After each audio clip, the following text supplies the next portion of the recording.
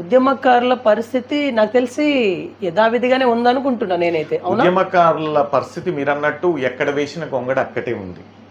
ఏదో కొంతమంది లాభపడ్డారు అన్నమాట, వాస్తవమే కదా. కొంతమంది ఉద్యమకారులు ఎవరు కూడా లాభపడిన దాఖలాలు లేవు అండి. కొంతమందికి న్యాయం జరిగింది, ఏమి పదవుల పరంగా కేసీఆర్ కూడా కేసీఆర్ గారి గవర్నమెంట్ లో ఒకళ్ళిద్దరు ఉద్యమకారులకు తప్ప మిగతా వాళ్ళకి న్యాయం జరగలేదు. కాంగ్రెస్ గవర్నమెంట్ లో కూడా అదే పరిస్థితి. మీరు ఎందుకు సపోర్ట్ చేసిల్లు?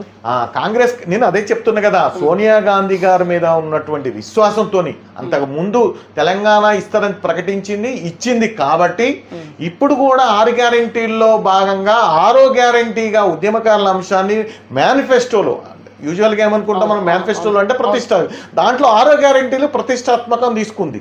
మరి 6వ గ్యారెంటీలో మా అంశాన్ని ప్రస్తావించటం పట్ల మేము సంతోషం వ్యక్తం చేసి 33 జిల్లాల్లో ఉన్నటువంటి మా ఉద్యమకారుల ఫోరం కమిటీలన్నీ శక్తివంచన లేకుండా చాలా క్రియాశీలకంగా చాలా మందిని ప్రభావితం చేసి ఆ రోజు అసలు బీఆర్ఎస్ని ఎదిరించి మాట్లాడటంలో ఎవరు ముందుకు రాని పరిస్థితుల్లో, అంత భయానకమైనటువంటి సందర్భంలో, కాంగ్రెస్ పార్టీ ఊసేలేనటువంటి సందర్భంలో ఉద్యమకారులుగా మేము రోడ్లెక్కాము, ప్రజలందరినీ జాగృతం చేశాము.